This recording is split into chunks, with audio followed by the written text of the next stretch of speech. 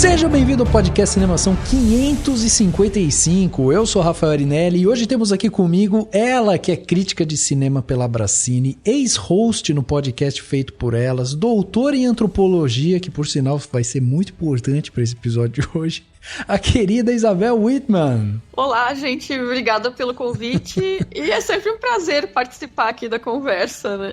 É isso aí, já tem que usar o seu doutorado em um filme que merece ter esse olhar de antropologia, hein, Isa?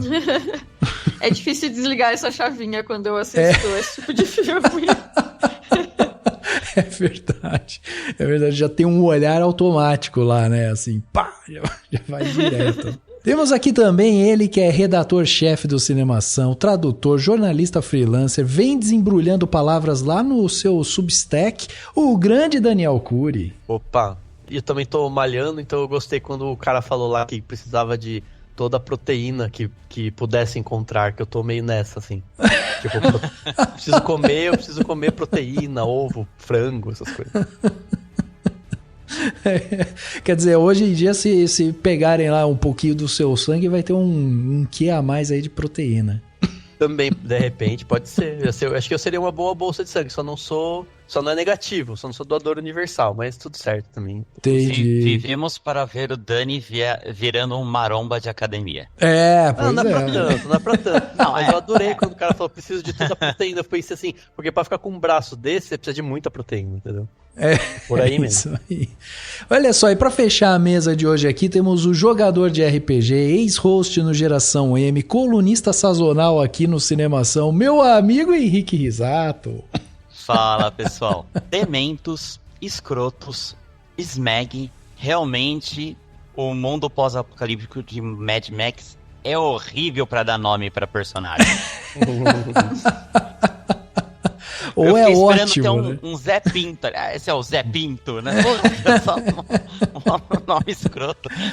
Ai, pois é. Olha só, meus amigos, estamos aqui reunidos, né? Porque depois, quase 10 anos depois do lançamento de Mad Max Estrada da Fúria, nós estamos de novo inseridos no universo pós-apocalíptico aí que George Miller criou. Dessa vez vamos mergulhar na história de Furiosa, que é o filme, né, que chega agora nos cinemas em maio, e vamos aí dessa vez caminhar junto com essa personagem que foi introduzida lá atrás, no filme de 2015, né? E agora tem um filme de origem, onde a gente vai ser apresentado as suas angústias, seus traumas, sua sede de vingança, sua visão de mundo. Vamos falar muita coisa sobre Furiosa hoje. Então hoje eu, Isa, Dani, Henrique, estamos aqui para bater um papo sobre Furiosa, esse filme que estreou no dia 23 de maio no Brasil, né? E aqui vai ter muita discussão, então vamos dar spoiler. Então você que está ouvindo a gente, lembre-se que vamos falar tudo e mais um pouco sobre o filme, por isso siga por sua conta e risco. Esse deserto que está à sua frente aqui pode ser desbravado ou não, né? Você pode ficar aí, esperar e pula, ouve outro episódio e depois volta aqui. E é isso, gente, vamos bater um papo então sobre Furiosa, uma saga Mad Max, agora no segundo ato desse podcast. Furiosa! We've come too far!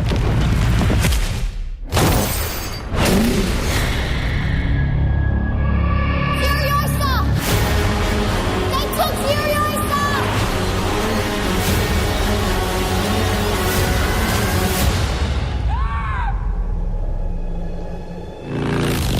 As a child, my world was forever changed. My mother was magnificent.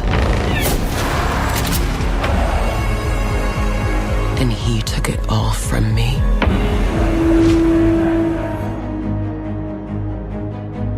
Chegava aos cinemas no dia 23 de maio de 2024 o filme Furiosa, uma saga Mad Max. Um filme de 2 horas e 28, dirigido por George Miller e escrito pelo próprio George Miller e pelo Nicolas Torres. Furiosa, uma saga Mad Max, teve um orçamento estimado aí em 168 milhões de dólares e até o momento ele já arrecadou mais de 67 milhões de dólares. O filme é um prequel, ou seja, um prelúdio, uma história anterior à obra original, que vai contar a história de origem da guerreira renegada Furiosa, anteriormente interpretada pela Charlize Theron. O filme vai narrar a história até ela se unir ao Max, lá em Mad Max Estrada da Fúria, que foi lançado em 2015, e o enredo segue justamente essa jovem furiosa que é sequestrada de seu lar, um lugar chamado o Lugar Verde de Muitas Mães, por uma grande horda de motoqueiros liderada pelo Senhor da Guerra Dementus. Cruzando o Westerland, eles alcançam a cidadela dominada pelo Immortan Joe, e enquanto os dois tiranos, disputam ali o seu domínio, a Furiosa se vê envolvida em uma batalha incessante para retornar ao seu lar. Além de Miller, que é o grande idealizador do filme, nós temos a música do Tom Hockenborg, que já tinha feito a música lá em Estrada da Fúria, mas fez também Deadpool, fez Batman vs Superman. Como diretor de fotografia nós temos o Simon Duggan, que fez O Grande Gatsby, Eu, Robô e fez também Até o Último Homem. E na edição nós temos os vencedores do Oscar, o Elliot Kapneman, que fez Estrada da Fúria e ganhou o Oscar por esse filme, mas fez também Lego Batman, O Grande Gatsby, e a Margaret Sixel, que também ganhou o Oscar por Estrada da Fúria, mas fez também Era Uma Vez um Gênio e outros filmes. Além disso, nós temos mais de 45 pessoas na equipe de maquiagem, mais de 70 pessoas no departamento de arte, mais de 30 pessoas no departamento de som e mais de 360 pessoas no departamento de efeitos especiais e efeitos visuais. Fora os dublês, o pessoal de câmera e elétrica, animação, figurino, enfim, é uma equipe gigante que esteve em Furiosa, uma saga Mad Max. No elenco nós temos a Anya Taylor-Joy, que faz a própria Furiosa, Nós temos também o Chris Hemsworth, que faz o Dementus. Nós temos o Tom Burke, que faz o Pretoriano Jack. A grande surpresa, talvez, do filme seja a Alina Browning, que faz a jovem Furiosa. Temos também o George Sheftoff, que faz o Homem História, aquele cara que tá ali com as histórias todas tatuadas no seu corpo. E o Lathi Holm, que faz o Immortan Joe.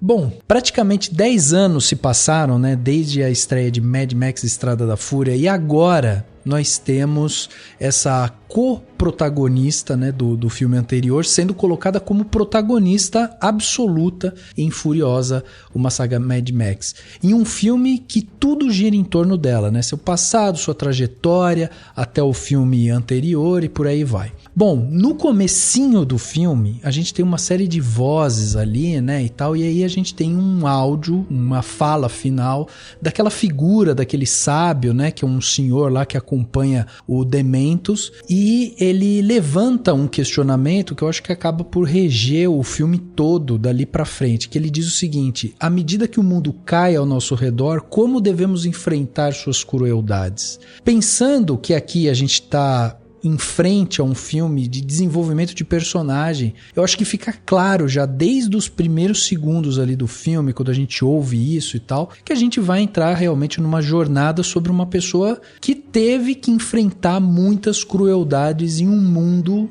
que tá caído, Então eu queria saber de vocês aí o que vocês acham desse começo do filme, quando a gente é apresentado a uma pequena Furiosa sendo sequestrada e tudo mais. Como é que vocês viram esse começo e essa introdução de novo a esse universo, visto que a gente estava 10 anos afastado dele, Antes mesmo do começo, dessa primeira cena, o que eu gostei, que me chamou bem a atenção, foi a introdução, que dá o contexto daquele mundo. Se eu não me engano, no começo do primeiro Mad Max, tem um pouco sobre isso. A gente entende que teve guerras, que teve escassez de água, de alimento, grande exploração de petróleo, mas nesse agora teve muito mais. Com aqueles pequenos flashes de imagem, eu consegui ter muito mais a visão de como chegamos onde estamos, e a hora que a câmera chega e mostra a Austrália totalmente desértica, com só aquele fiapo de vegetação verde, onde fica as vulvalines, ali já me encheu os olhos. Eu falei, caramba, que legal que mostrou realmente, tá na Austrália, o mapa e como ela tá devastada. Eu acho que o princípio todo do Mad Max, das franquias como um todo, é dessa coisa do mundo estar louco, assim, as pessoas estão loucas, num ambiente totalmente pós-apocalíptico e tudo mais, e o primeiro é bem aquele comecinho, de tudo, mas eu acho que esse daí, ele é bem mais verborrágico, ele tem isso que o Henrique falou, mas ele também tem lá no final, ou quase no final já, aquele personagem do historiador, né, que é como se fosse um narrador também, atua como narrador.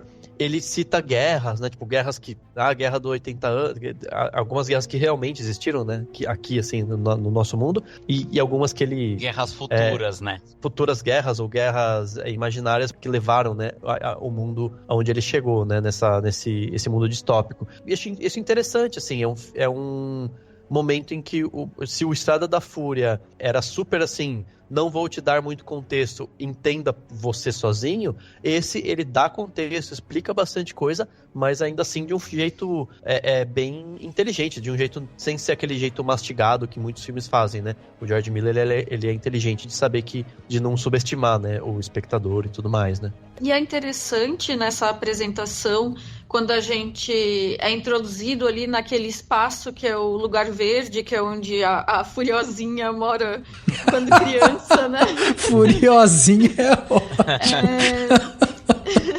Porque realmente, como vocês falaram, a série ela trabalha muito com essa noção de distopia, mas aquele espaço ele é colocado como um contraponto, é como se dentro dessa distopia ainda fosse possível existir uma utopia, né?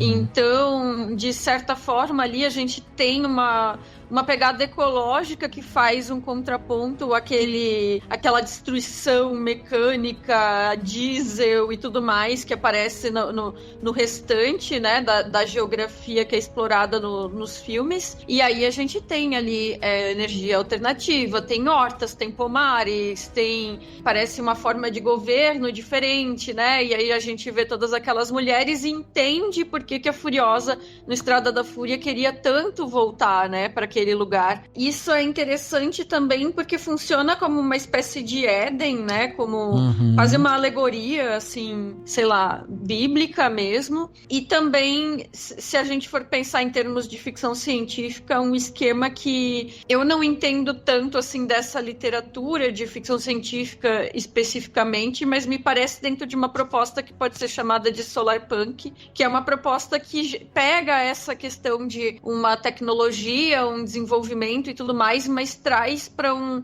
lugar de otimismo, digamos assim, né? Então ali ainda era possível. E por isso que a destruição desse lugar é algo que é tão...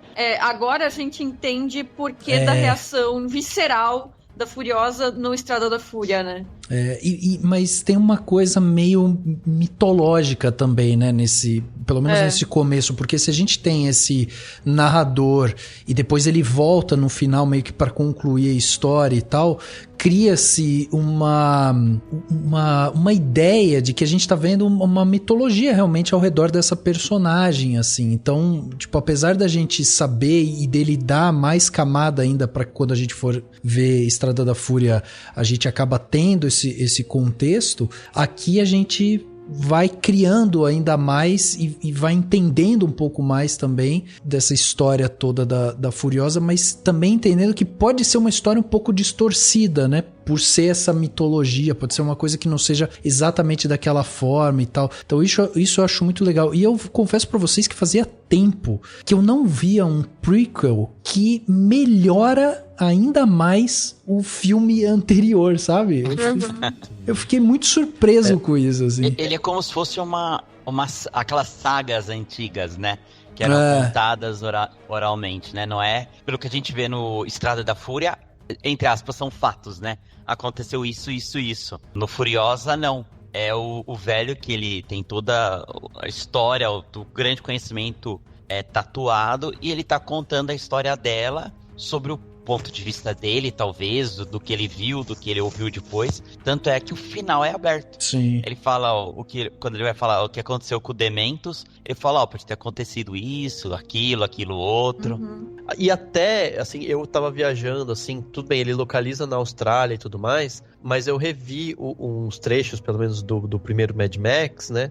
E se você for colocar na ponta do lápis, você vê que tem várias incongruências, né? Do tipo, não teria... Como tu queria passado tão pouco tempo, né? Se pensando que no Estrada da Fúria o Max ainda está lá e tal, né? E tão pouco tempo desse tal fim do mundo, vamos dizer assim, né? Entre aspas, do primeiro que se passa em 79, e claramente, né? Porque o filme super barato, filmado nas ruas mesmo e tal. Mas assim, é isso, a gente tá num ambiente que vai além dessas questões, né? Porque a gente tá num ambiente de mitologia, de construção de uma nova sociedade, né? Então você tem as referências ao motor, referência a um deus de uma mitologia e outras que fazem referências a outros e que se juntam e para ter essas sociedades, né, que vão se formando, e a gente vê muito da que tem nesse filme ainda mais, né, do que a gente já tinha visto no anterior, na comunidade, né, lá do Immortan Joe, naquele ambiente lá. E é isso, a gente tá vendo essas histórias, e essas histórias se mesclam justamente porque uma vai sendo contada e a gente nunca sabe o que pode ter acontecido, mas a graça é isso, né? A graça é você estar nessa recondução de um mundo com cultura se desenvolvendo, mesmo em meio a tantas coisas horríveis e tal, né, acontecendo, né? E eu acho que, sinceramente, assim, que o próprio George Miller não tá muito preocupado em estabelecer uma cronologia super corretinha, assim, que possa ser verificada. E esse tipo de, sei lá, talvez dá pra dizer até convenção, assim, de narrativa. Eu acho que ele tá mais interessado em justamente explorar esse universo com os personagens e os desdobramentos das ações, né? Do que especificamente em seguir uma lógica cronológica nessa narrativa, né? E aí é que eu acho interessante justamente isso que tu falou, Rafa, de como que esse prequel melhora o filme anterior, né? Porque eu acho que essa era uma grande questão e que meio que todo mundo se perguntava, né? Quando foi anunciado Furiosa, pra quê, né? Então, tipo, Estrada da Fúria é um filme maravilhoso e ele é um filme super contido, né? E com aquela proposta super específica que é uma corrida de um lado ao outro, vai e volta, né? E isso é a narrativa, tu tá preso naquela ação desenfreada que é maravilhosa, né? E aí a gente não tem muito contexto, né? Das personagens como um todo, não só da Furiosa e do que é a vida delas, as trajetórias, fica muito subentendido, né?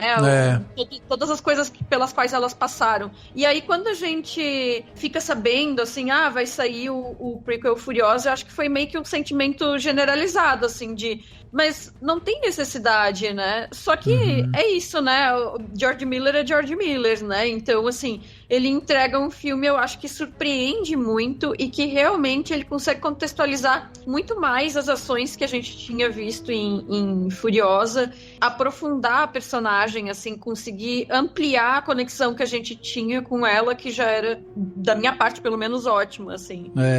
Aliás, esse lance que você comentou, desse Éden, desse Vale Verde e tal, eu acho tão interessante esse começo, porque a gente, mesmo sabendo que a Furiosa quer voltar pra lá e tal, na verdade a gente passa muito pouco tempo nesse espaço, mas a gente entende a importância dele devido justamente a gente mergulhar nesse deserto, né? A gente vai se aprofundando cada vez mais nesse deserto e vai se afastando desse paraíso verde junto com a personagem. Então a gente vai entendendo essa importância ao longo da narrativa, justamente porque a gente está de mão dada com a Furiosa naquele momento. Então, assim, o Vale Verde em si, a gente conhece ele de um plano lá que o George Miller faz, um plano, né, que vem lá da Terra e dá aquele zoom, né, em cima da Austrália e tal, você vê aquele raminho ali, né, verde, e entra, daí que você vê a Furiosa pegando fruto e tal. Então você conhece o Vale Verde desse lugar, e ela logo em seguida sendo sequestrada. Depois disso, a gente não tem mais contato com ele. E a gente vai vendo ela indo cada vez mais embora e ficando distante disso. E aí a gente começa a entender um pouco da raiva que ela começa a conter nela. Porque aí mora duas coisas que eu acho muito interessantes. A primeira, o trabalho da Laila Browne, né, que é a Furiosinha, que faz uma personagem, e ela faz a personagem em dois momentos distintos. Isso é muito legal, que é uma personagem, tipo, vamos dizer assim, ainda pequena, imatura e tal, e aí depois ela, quando perde a mãe e tudo mais. E aí tem um outro aspecto que é a própria mãe da Furiosa, que a gente também não se aproxima dentro dessa história dela, mas ela se mostra uma mulher super racional, que sabe conter seus sentimentos, e existe aí dentro desse lugar essa sociedade que dá a entender ser uma sociedade totalmente feminina ali, né, parece, e essa proteção, autoproteção delas e essa visão. Então tudo isso, todo esse lugar muito maternal que a Furiosa, da onde ela foi arrancada, dá justamente essa substância, esse contexto dessa raiva, de por que essa é uma personagem tão densa. E aí a gente consegue entender de novo aquela Furiosa lá do Estrada da Fúria. Então é incrível isso, assim.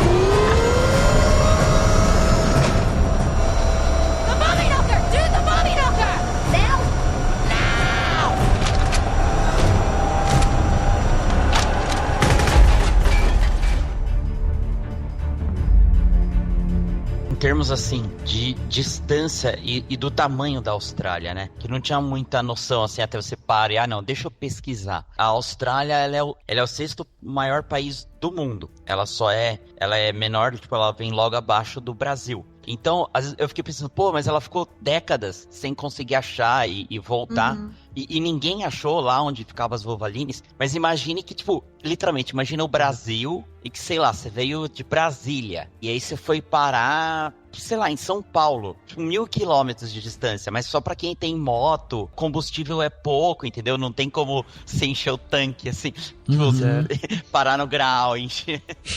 E não, realmente, exato. É uma saga. E outra coisa que eu gostei bastante é ver um pouquinho mais do território lá das Vuvalines, que, pelo que eu tinha entendido do Mad Max Estrada da Fúria, era um lugar meio que só de mulheres, mais ou menos como a Ilha das Amazonas nas histórias da DC Comics lá, da Mulher Maravilha. Mas não, quando mostra, tem homens também e tal. Assim, por mais que a gente tenha um vislumbre de literalmente segundos, que a gente não parou 1 minuto pra ver aquela sociedade, mas olha o quanto que o George Miller, ele consegue pôr em tela pra gente poder captar e imaginar mais, né? A nossa própria mente já, então deve ser outro utopia desse mundo destruído, é o lugarzinho ideal e tal. Eu achei muito interessante isso. E acho que tem muito a ver com a questão da sociedade matriarcal versus patriarcal, né? Uhum. Eu acho que talvez uma das grandes questões desse filme e do anterior, né? Do Estrada da Fúria, é que a gente tá vendo essa dicotomia, né? Entre a cidade matriarcal e patriarcal. Eu acho que dá até pra viajar no próprio formato das estruturas dessas vilas, né? Então, são castelos, são como que chama o lugar que é governado, né, pelo Immortan Joe? A Cidadela? A Cidadela. Ela é umas colinas, assim, né, umas coisas meio fálicas até, né? Tem muita coisa fálica aí e o Vale Verde, né, é uma outra estrutura, e tem também essa e acho que a grande dicotomia é essa, né? Porque no fim das contas, como a gente vai ver no Estrada da Fúria, esse retorno e essa descoberta de que a redenção não tá num outro lugar, mas sim no próprio ponto de partida, talvez até como uma mensagem muito sutil, claro, não é nada, né? Assim, mas com a ideia de que no nosso mundo, pensando assim lá, numa mensagem, né, assim, de que no nosso mundo o que a gente tem é esse, então é aqui que a gente tem que encontrar o caminho, com isso que a gente tem, é aqui que estão os recursos, né? E não num outro lugar. Como a mensagem é essa, lá no Estrada da Fúria, daí a gente vê ela, a Furiosa, vir a possivelmente liderar uma sociedade matriarcal, né? Mais focada nas Vuvalines. Então, acho que é por aí, sabe? Acho que é essa questão que ele tá trazendo, né? E é muito disso, assim, toda a luta que a gente vê entre o Dementos, o Immortan Joe e os caras né? É tudo hiper masculinizado do jeito mais horrível possível, com esse ponto de vista sempre de só querer simplesmente conquistar para ser o mais forte, querer simplesmente ganhar porque a violência, né, tá intrínseca, né? Eu acho que é interessante pensar por esse lado também, né, no que o Miller faz com na criação dessa cosmogonia e desse espaço, né? Uhum. Nossa, isso que o Dan tava falando agora me fez pensar em uma coisa que eu não tinha pensado sobre o filme ainda, que é uma conexão com a Ursula Le Guin, né? Ela escreveu um ensaio que é a teoria da bolsa da ficção, que ela começa o texto refletindo justamente sobre 2001, uma Odisseia no Espaço, e sobre o fato de que retrata ali aqueles humanoides, macacos, né, jogando o osso para cima, e que então a primeira tecnologia do ser humano teria sido uma arma, né?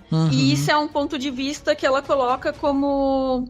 Ela vai elaborando, assim, as conexões dela, mas ela liga com a coisa da jornada do herói e tudo mais, e quem que é definido como um herói e tudo mais, e por que se classificou como a primeira tecnologia humana uma arma e não, por exemplo, um cesto, né? Que é a bolsa do título do filme, né? E aí ela fala que se a primeira tecnologia tivesse sido um cesto, uma cumbuca, uma tigela, um vaso, enfim... coisas que a gente coloca outras coisas dentro e vai coletando, né? E que contar histórias é coletar essas coisas, né? E colocar numa cumbuquinha. E aí ela tá fazendo, na verdade, uma analogia justamente entre uma noção fálica, né? De arma e de tecnologia e uma noção, digamos assim, uterina, né? Ela faz como se fosse esse duplo sentido bastante, assim, cisgênero, mas enfim, ela faz essa dualidade masculino-feminino em termos de narrativa. E aí ela coloca que os heróis e as heroínas de narrativas teriam uma abordagem diferente se a gente partisse de uma teoria da bolsa da ficção e não de pensar justamente em armamentos fálicos, né? Então, justamente o que esse filme tá fazendo é isso que o Dani falou, de pensar primeiro o narrador enquanto aquele historiador que vai coletando essas histórias e transmitindo pra gente dentro de uma tradução oral, que é traduzida pra gente em termos de imagens, né? E também contrapondo essas noções tecnológicas, por um lado, mas entendidas aí de uma maneira bastante restrita, obviamente, mas masculinizadas e fálicas e violentas, e por outro, esse contraponto que seria esse lugar de uma possível feminilidade matriarcal e tudo mais, onde fosse possível viver de uma maneira mais harmoniosa, né, utopicamente. Nossa, não, é que agora, de repente, eu tô assim, caralho, Ursula Le Guin, eu te amo! George Miller também.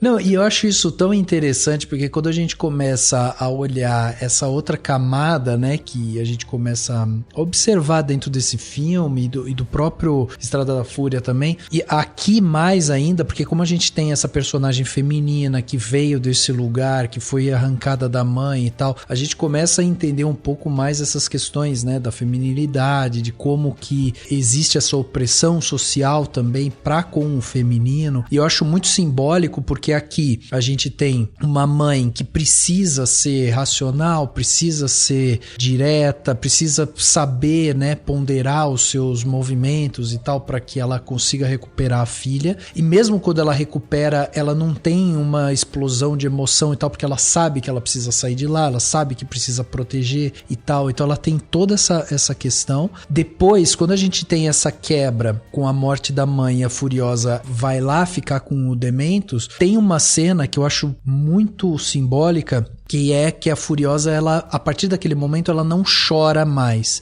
O único momento que a gente vê ela chorando é quando ela vê a mãe morrendo. E quando ela chora, o Dementos vai lá, colhe uma lágrima dela, coloca na boca, chama o historiador ali, ele faz toda uma análise química e fala assim, não, a composição química da lágrima da felicidade e da tristeza são diferentes, e aí o Dementos complementa, tipo, o da tristeza ela é mais picante, quer dizer, ela tem um temperinho a mais, assim, e dali em diante a gente não vê mais, a gente não vê mais a Furiosa chorando, não vê mais demonstrando também, ela passa a ser essa mulher racional e tal. E aí, Isa, vou pedir pra você até explicar, porque eu li a sua crítica também sobre a Furiosa, que tá lá no Feito por Elas e tal, e tem um momento que você cita, e eu achei muito legal quando você fala da questão lá da visão da Donna Haraway, né, que fala sobre ciborgues e tal, e aí você cita isso, que você fala que a Furiosa no final das contas acaba sendo essa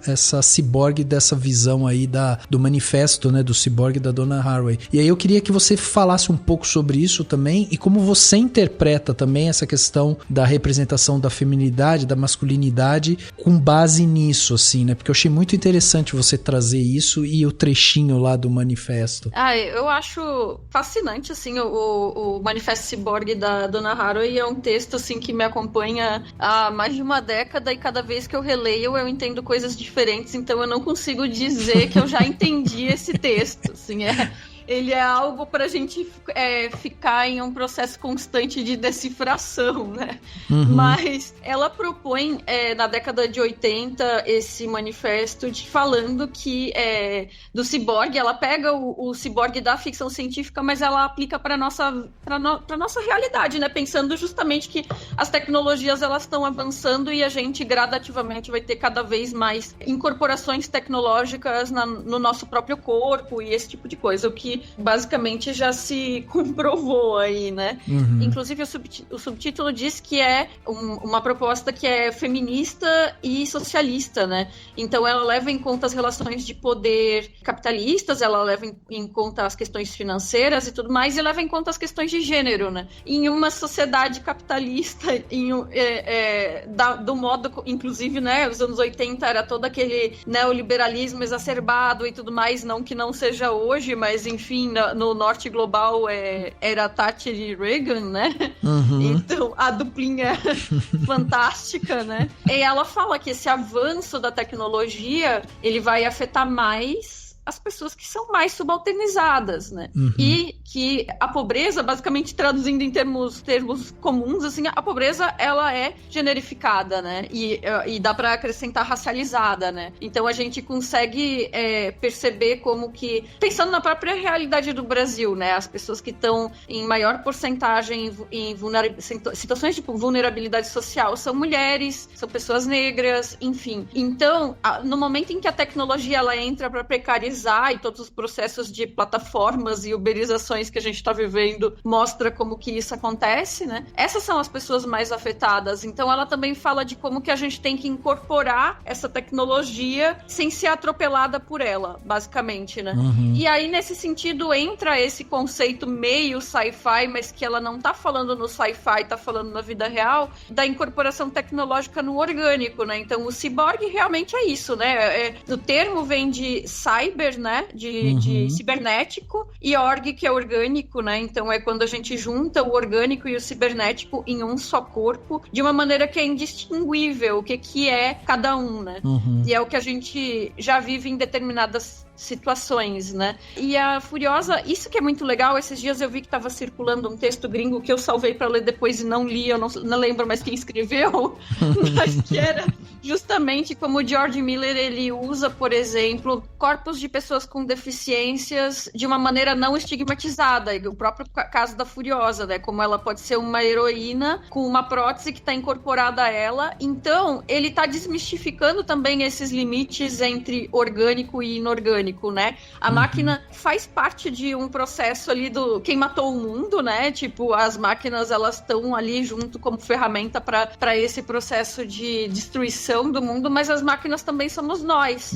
né? As máquinas também são parte do corpo humano. Então, quando ela fala nesse contínuo, é esse contínuo de que a gente é, por um lado, animal e por um lado, máquina, e tudo ao mesmo tempo, assim.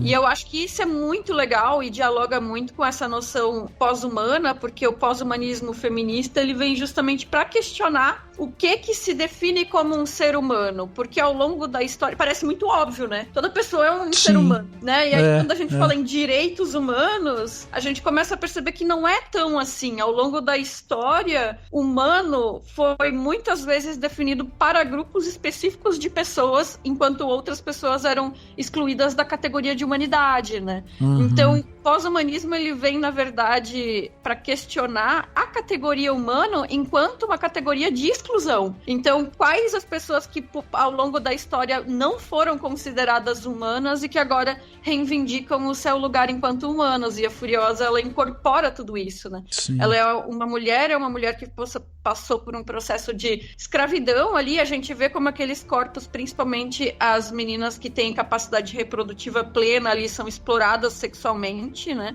É uma mulher com deficiência, é uma mulher com prótese, enfim, e ela tem uma série de características que a tornam ao mesmo tempo ciborgue nesse sentido de incorporação tecnológica, mas também eu coloco ela como pós-humana nesse sentido de que ela reivindica todos esses corpos que estão sendo excluídos nesse contexto da narrativa como uma heroína, né?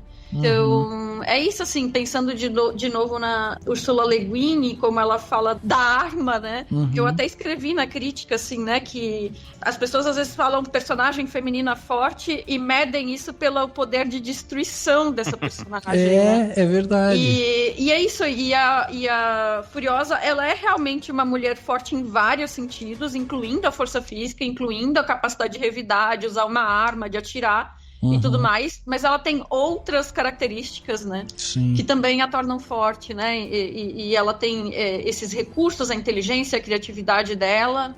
E também carrega na bolsa uma semente, né? Na bolsa, no caso, no cabelo, né? Juntando com a Ursula Le Guin, assim. Então, acho que é muito interessante pensar nisso. E tu tinhas perguntado, desculpa, eu tô falando Não, muito, manda mas ver. sobre masculinidade e feminilidade, é porque é isso, né?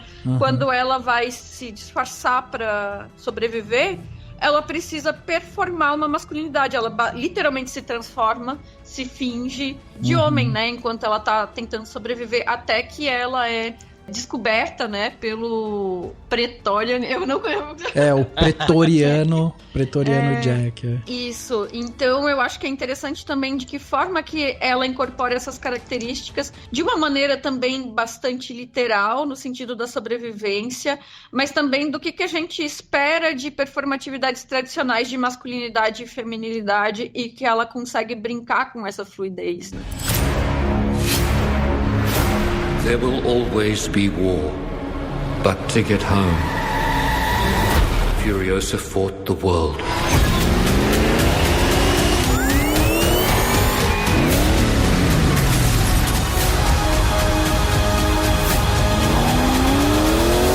Remember me.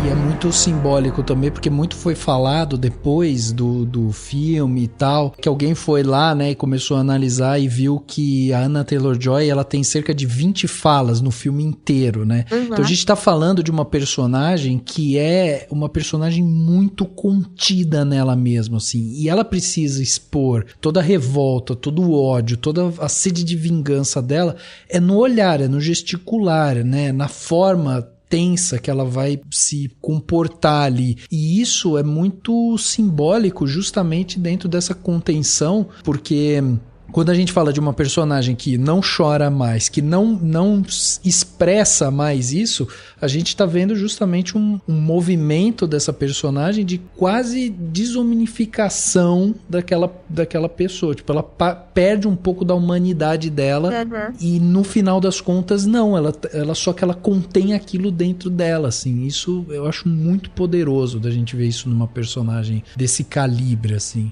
E é muito louco, né? As pessoas, porque tem gente que vai com essa coisa de que se ela não fala muito, então você não sabe muito dela ou não tem muito da atuação. E é o contrário, o que você mais tem a atuação dela, ela é excelente. Vocês nunca assistiram filmes do Chaplin, né? Tipo, as pessoas nunca viram Um Lugar Silencioso, né? Também. Um Lugar Silencioso. Mas, e vocês estão falando disso, eu tava pensando também nessa aquele momento até meio Mulan, né? Que ela se finge de homem e tal. E eu achei interessante porque, assim, tem uma parte que eu fiquei assim, nesse período, será que ninguém deu falta dela lá, né, naquele espaço e tal? Você não explica muito bem. Mas isso é muito sintomático desse mundo onde o seu corpo é valorizado por aquilo que ele consegue fazer, né? O corpo das pessoas, ele tá lá como pra ter uma função. Então ninguém questionou de onde surgiu aquele menino, né? E ninguém questionou o que aconteceu com a menina que o cara tinha acabado de mandar lá pro espaço, pra aquele espaço das mulheres, né? Aquele canto lá onde elas ficavam protegidas e tudo mais. E sei lá, eu acho interessante, claro, pode ter uma explicação, pode ter uma... Ou às vezes ninguém nem ligou muito, porque afinal de contas, tem tantas mulheres naquele harém, vamos dizer assim, do Immortan Joe, que ninguém se ligou muito nisso, e aí logo começou guerras e começaram tantos conflitos e tal.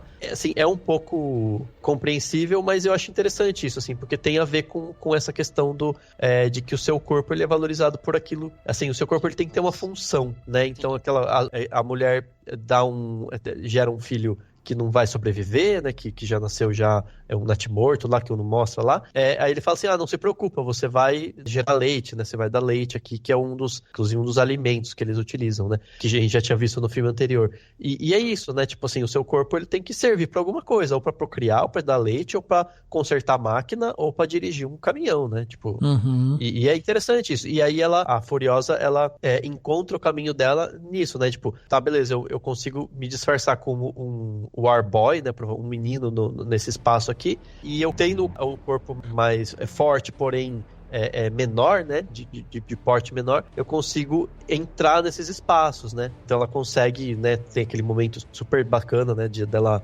resolvendo o problema lá de um trator, tipo um trator que tá sendo erguido, e depois como aquela pessoa que vai embaixo do caminhão pra consertar coisa, pra resolver o problema lá, porque pouca gente consegue ficar no meio, né, dos caminhões e tal, e transitar por esse eixo e tudo mais. E até pensando, né, na história, no plot, assim, nas coisas que foram acontecendo, eu entendi que aquele personagem que mostra desconfiando porque que ela tava fazendo xixi num canto e tal, já tinha sacado, entendeu? Tipo, mas não se importava, né? Importante você cumprir a função, né?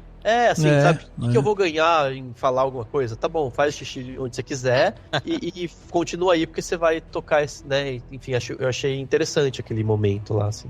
Eu também fiquei um pouco confusa com isso, mas não que eu esteja querendo cobrar algum tipo de verossimilhança assim, do filme, né? Mas porque justamente depois que ela some, ninguém se preocupa, parece, né? Ou pelo menos não mostra. E quando ela retorna já como Furiosa e como companheira do Praetorian Joe lá, também assim, ninguém questiona da onde ela apareceu, quem é ela, e também assim, pensando em como que esses corpos de mulheres são tão tratados como mercadoria ali, ninguém também reivindica, como se a propriedade dele sobre ela fosse garantida, assim, né? E ela é uma mulher jovem e tal, então, na lógica da narrativa, talvez ela pudesse ser reivindicada para aquele lugar lá do Immortan Joe, mas daí, enfim, a coisa do companheiro dela também é colocado como um resguardo para ela, né, para a segurança dela nesse caso, né, mas eu fiquei um pouco confusa com isso também.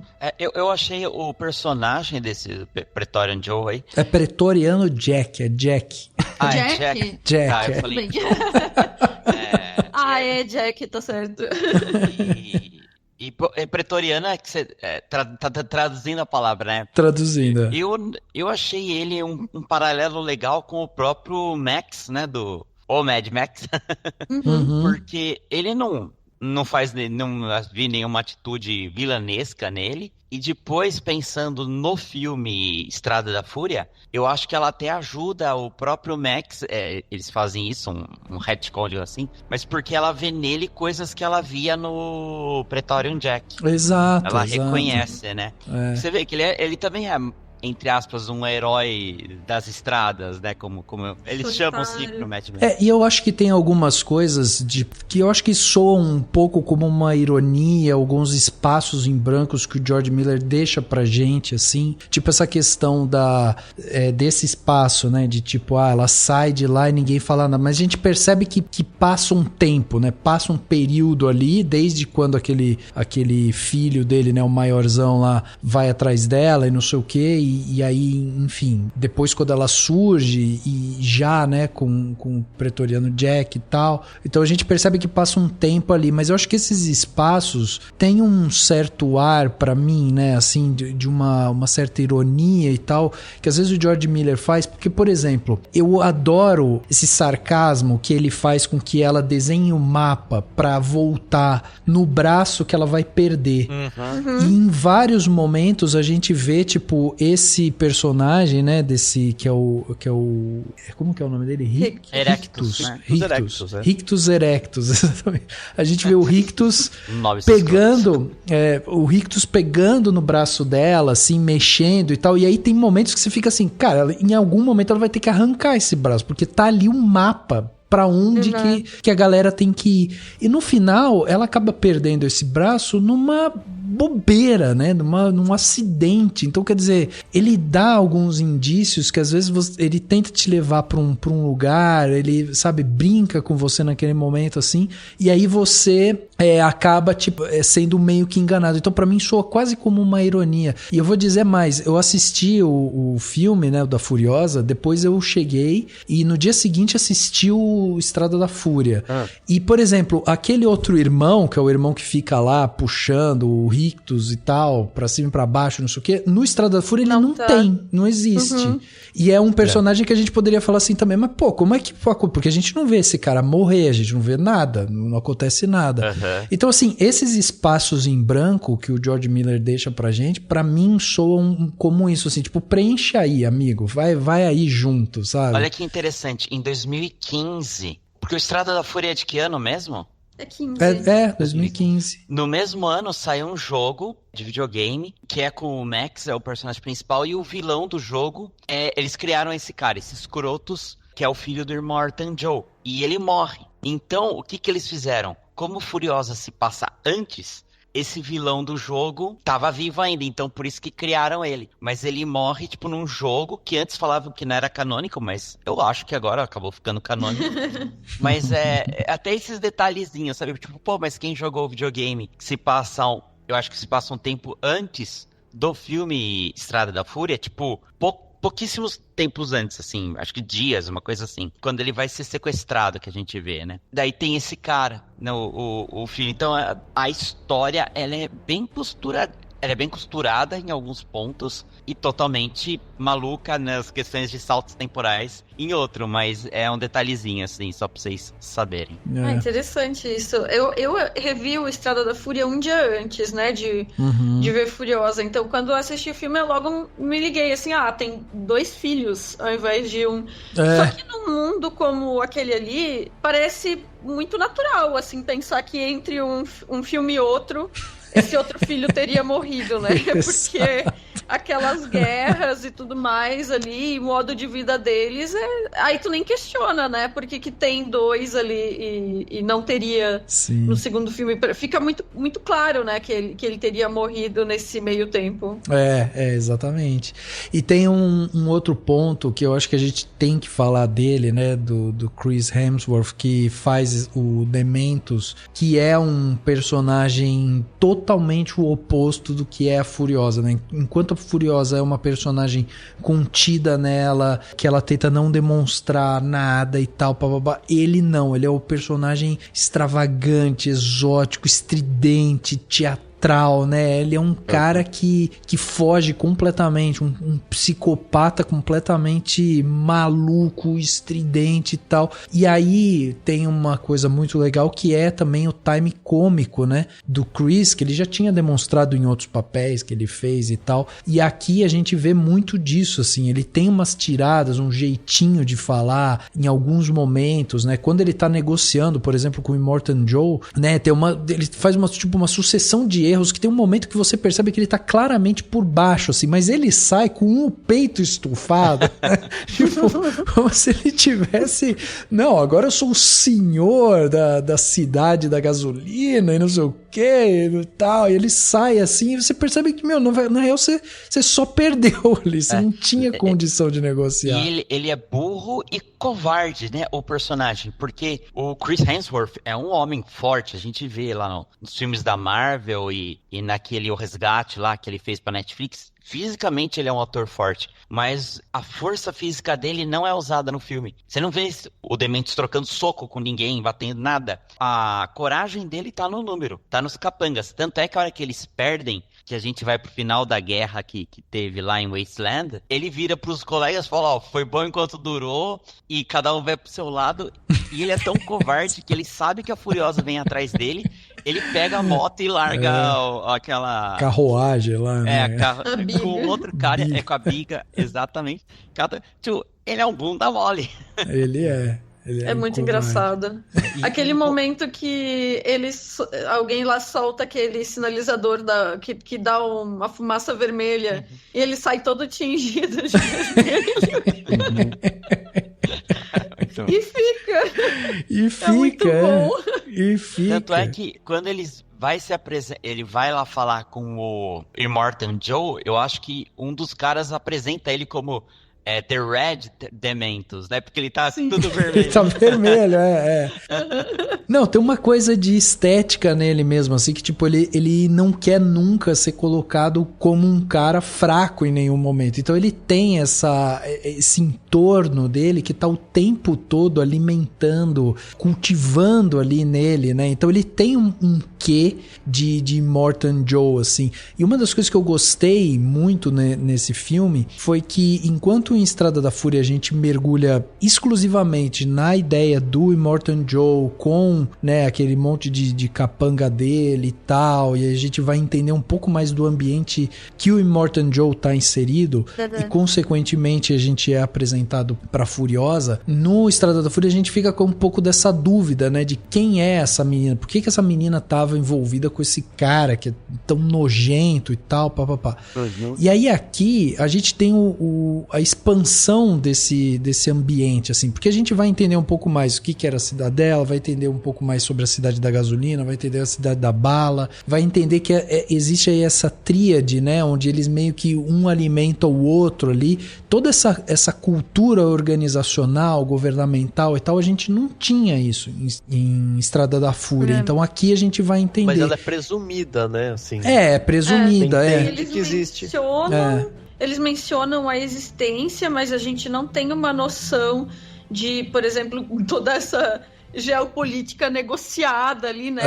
Porque um depende do outro, então parece que é um equilíbrio muito, muito frágil e a gente vê como que é fácil de ruir realmente quando o próprio Dementos pesa na balança ali, né? No final. Sim. Então é realmente parece como se fosse um governo compartilhado entre tiranos, mas cada um tem que respeitar o espaço do outro e se pisa em falso, aquilo ali ruim, né? Porque cada um precisa dos recursos que o outro tem, né? Sim. Exato. E é muito bom que todos os atores voltaram pros papéis do que tava no Estrada da Fúria, né? Que lá o comedor de gente, aquele outro cara que é da Vila da Bala, que é o que fica cego no Estrada da Fúria, né? Que eu não lembro o nome dele. O comedor de gente é aquele que tem a perna com elefantíase gigante, né? Todos os atores, eles voltam a encarnar os personagens. Aí a gente tem o vislumbre mesmo, porque o Gastown lá e o Bullet Village não tinha sido mostrado, só tinha sido mencionado. E nesse a gente consegue ver como é cada. E aquele Gastown lá que tem aquele lago de petróleo lá, de óleo, gigantesco na entrada, é tipo... Se aquele negócio explodir, é uma bomba atômica, né? É uma bomba atômica, Só mencionar, né, Henrique, que o único que não votou foi o Hugh Case Barney, que fez o Immortan Joe no primeiro filme, que morreu em 2020, né? Exatamente, é verdade. Mas que fizeram, você não percebe até pelo nem um pouco, pela caracterização, né? I want them back!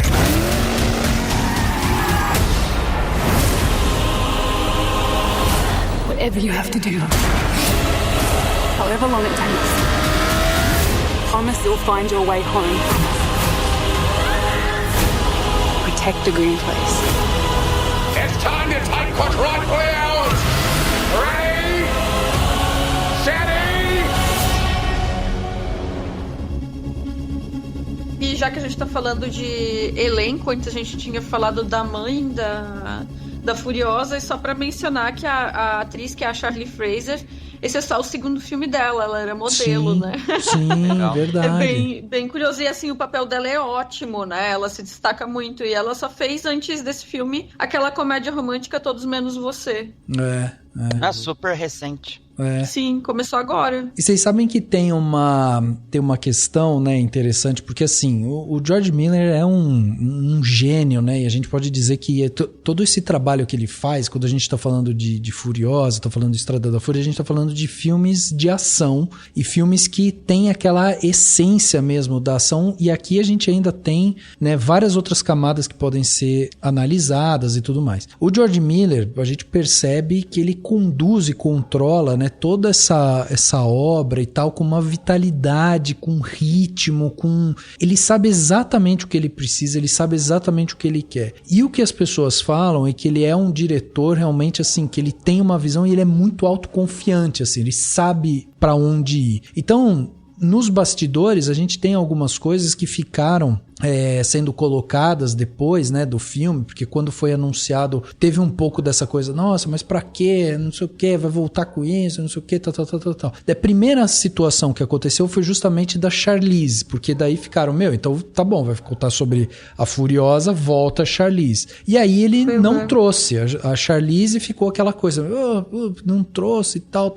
Aí a explicação que ele deu, que é uma explicação muito plausível, né, foi justamente que ele teria sim chamado a Charlize, diz ele, né, se fosse um filme que se passasse depois do Estrada da Fúria, porque a ideia dele era justamente contar a história dela mais nova e tudo mais. E daí ele pensou assim, bom, talvez eu possa rejuvenescer ela digitalmente e tal. E daí ele foi conversar e foi assistir algumas obras de alguns diretores. Tipo, ele foi ver a obra do Ang Lee, do Martin Scorsese e tal, ele foi ver tipo Projeto Gemini, foi ver o Irlandês e tal. E daí ele percebeu, e o George Miller é um cara muito forte, né, em efeitos práticos e tal, e quando ele olhou para essa coisa do rejuvenescimento digital, ele percebeu que a tecnologia ainda não tá perfeita. E daí o medo dele era assim, putz, vou trazer ela, vou rejuvenescer, a história vai ser boa, vai estar tudo legal ali, mas a galera vai olhar e vai falar, tecnologia não tá muito boa, hein, ficou meio um pouco estranho a cara da Charlize e tal.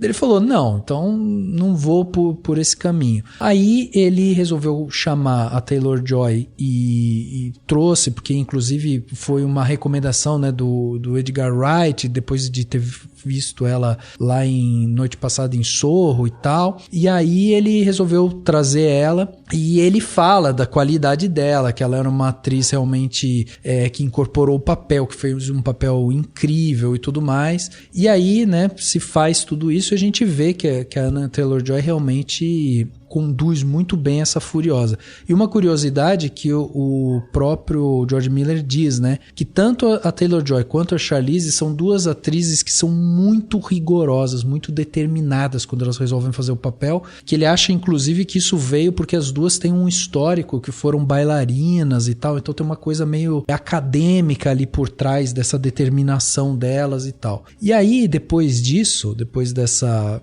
contratação da Anya Taylor-Joy e tal, o filme rodando, dizem, né, por aí, dá-se a entender ali que houve alguns probleminhas ali entre Taylor-Joy e o próprio George Miller, justamente porque a Taylor-Joy é uma atriz firme, determinada e que ela gosta, né, da perfeição e tal, e o George Miller tem uma visão muito direitinha, muito direta daquilo que ele quer. E isso relembrou, inclusive, que lá em Estrada da Fúria, a Charlize e o Tom Hardy tiveram vários problemas, né? Os dois não se davam, não ia bem e tal. E é aqui que eu acho que mora essa genialidade do George Miller, porque mesmo ele estando envolvido, por exemplo, com o problema com a Taylor-Joy, ou o Tom Hardy com a Charlize e tal, ele consegue pegar esse ambiente tumultuado e às vezes, né, um ambiente que não tá tão legal, e ele consegue transportar essa sensação muitas vezes para a tela de uma maneira que vai ajudar na construção do filme, porque esse filme ele tem uma camada de tensão o tempo todo, assim, que envolve a gente, né? E o próprio Estrada da Fúria ele tinha isso também. A gente percebe o tempo todo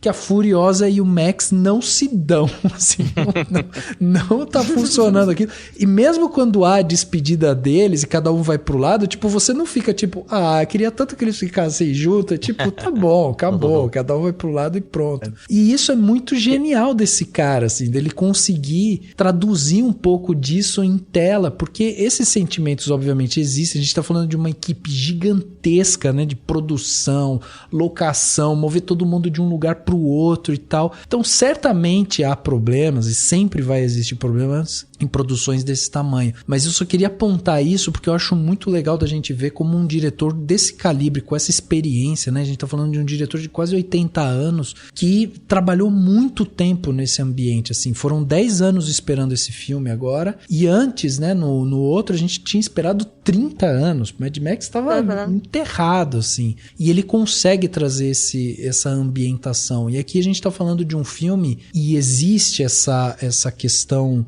muito contraditória, né? Que é um filme com uma coloração muito forte, um filme muito, né, colorido e as cores vibrantes e tal, mas na sua essência é um filme denso, é um filme pesado, violento. E né? eu iria para dois lados, sabe? Duas coisas que eu queria ponderar, assim. Uma você tava falando dessa questão da escolha da Anya, e aí eu vi até histórias de que teve gente falando que ela se recusou a raspar a cabeça, né? E tem história de que, na verdade, o George Miller falou que ela não precisava raspar a cabeça. Né? E a gente tem aí uma questão... E aí você tem um filme bem mais... que precisa muito mais da tela verde, que tem muita gente falando, mas tem umas horas que você vê que é tela verde, que é efeito especial, que a pessoa, né, foi colocada lá. Eu vi análises, alguns comentários até indo pro lado narrativo, sabe? De que teria sido uma escolha. Eu não sei se foi necessariamente, mas eu acho que essas questões de você ter uma outra atriz, de você ter esse filme com mais elementos, né, digitais, que fica claro que são digitais, mesmo que não tenham sido, né, super calculadas nesse sentido, elas entram nessa questão dessa construção de uma mitologia. Porque se a gente está falando de uma história que tem elementos que não ficam claros, né, aqueles acontecimentos que ficam meio borrados, do tipo, como foi que o Dementus morreu? Né? Seria mais legal se ele virasse semente de uma árvore, se ele tivesse sido tipo crucificado e sofrido uma morte muito violenta, mas talvez tenha sido só um tiro mesmo, né, que ele recebeu e pronto. E essa coisa, né, qual que é a imagem da Furiosa? É a Anya Taylor-Joy ou é a Charlize Theron? E se você está construindo uma mitologia, essas coisas não importam, essas coisas são assim, as mitologias são assim, né? Tipo, naquela história lá, mas sabe assim, ou mesmo em, sei lá, contos de fadas, né? A vovozinha ficou no armário ou o lobo mal engoliu, né? Tanto faz, varia, né? Sabe assim, grandes mitologias têm essas variações, histórias religiosas, então nem se fala, né? Inclusive você tem diferentes vertentes, né? De religiões, das mesmas religiões, por conta disso, né? Mas eu acho que... E aí entra numa outra coisa, que apesar de tudo isso, a gente tá vendo uma história, porque no Mad Max Estrada da Fúria, ela deixa muito claro, ela fala assim, eu estou buscando redenção, né? Ela tá querendo se redimir das coisas, né, encontrar uma redenção na vida. E as outras meninas estavam procurando esperança. Ela fala isso, né, verbalmente. E aí conversa muito com a trilha sonora, que é do mesmo cara, né, que é o Junkie XL, que tá, acho que agora assinando com o nome dele mesmo. Mas ele, tipo, se no primeiro era uma trilha sonora extremamente né, rock and roll, era guitarra, era um negócio, meu Deus, a gente tá louco aqui. Nesse é tudo muito triste. E é muito triste porque a história é muito triste. É muito, Porque basicamente antes dela conseguir voltar, ela precisa se vingar. Então é uma história que é uma história de vingança dentro de uma história de um desejo de retorno, né? Então, entre ela querer voltar pra casa, antes disso ela fala, não, eu quero me vingar deste homem horroroso que me sequestrou, que me prendeu e tal, né, o Dementus e tal. E aí a gente tem aquele diálogo que eu acho maravilhoso, que ela fala, me dá de volta. Talvez porque seja a única forma que ela consegue... O que eu quero com esse cara na minha frente, agora que eu tô com ele com uma arma apontada pra cabeça dele, né? Daí ela fala, traz de volta, eu quero minha mãe de volta, eu quero minha infância de volta. E não dá pra voltar, né? Assim, não dá, tem que voltar, né? E tipo, você tem aquele diálogo super interessante, que eu acho super, super bonito, mas é muito triste. E a trilha sonora é muito reforça triste, essa cara. tristeza. Não importa o que ela faça, não vai adiantar nada, né? Exatamente. Que eu até pensei nisso, falei assim, ela tá aprendendo o que o Seu Madruga ensinou, né? A vingança. Exatamente. Fatal. Perfeito. Nossa, eu pensei muito isso no Seu Madruga. Exatamente, porque é isso. Porque no final ela correu tanto pra ele falar na cara dela, pode me matar, mas não vai mudar nada, sabe? Não vai trazer de volta o que tu perdeu, não vai alterar a tua história, já foi isso. E toda essa dor e todo esse sofrimento, enfim, também. Isso é o que ela viveu, né? E eu chorei muito assim, nesse final do filme, assim, até porque a gente tá ali vendo todo esse turbilhão de emoções que são confusas ali no final, né? Só que a gente já tem o Estrada da Fúria. A gente já sabe que ela vai passar mais anos naquela desgraça daquele lugar sem conseguir sair, sabe? Então isso dá um peso ainda maior, porque o fato de a gente já saber qual é o futuro parece que dá uma dimensão ainda maior do que o sofrimento dela. E você sabe que eu gravei recentemente aqui, né, sobre o novo filme do Planeta dos Macacos, o Reinado, e daí eu fiz o mesmo caminho, né, que eu fui reassistir a trilogia lá, que tem do Matt Reeves e tudo mais. E no terceiro filme, né, do Matt Reeves, o segundo do Matt Reeves, né, de 2017, tem uma cena lá com o general, não sei se vocês lembram, vou dar um spoiler aqui de outro filme, pra quem não viu, mas enfim. Mas tem uma cena lá com o general, que o general acaba matando, né, a família do César e tudo mais, e aí o César vai atrás desse general pra matar ele. E aí quando o César finalmente chega nesse momento, que é como aqui, né, que a Furiosa chega no Dementos e tal, e que vai ter a vingança, o general ele tá infectado lá por aquele vírus e tudo mais, e ele não consegue mais falar. Então ele vai perdendo, né, as funções ali dele, e aí o César ele tem esse momento que ele coloca a arma ali, ele fica meio puxa o gatilho, e todo esse diálogo que há entre a Furiosa e o Dementos, dele falando, não, você é igual a mim, você veio atrás de mim, não sei o que, existe esse diálogo na cabeça, a gente vê na cabeça do César ali. E no final do Planeta dos Macacos, o César deixa a arma pro general fazer o que ele quiser, tipo, eu não vou interferir no seu destino. E aqui eu achei legal porque apesar do filme trazer essa coisa muito mais vocal, né, porque existe esse diálogo super triste dela pedindo pra trazer de volta a mãe e tudo mais, e ele falando que não adianta, que é mesmo, e ele fala isso pra ela, né, mesmo que você me mate, eu vou estar morto, sem nada, acabou pra mim, e você ainda vai estar nesse sofrimento. Então, meu... Não existe vitórias aqui, né? Remember me.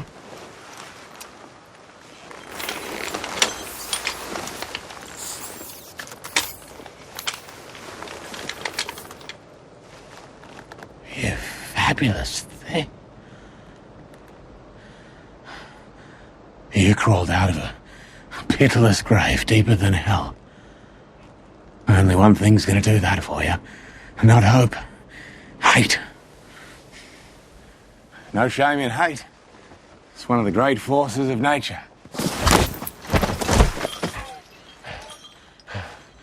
That wasn't hope, that was instinct.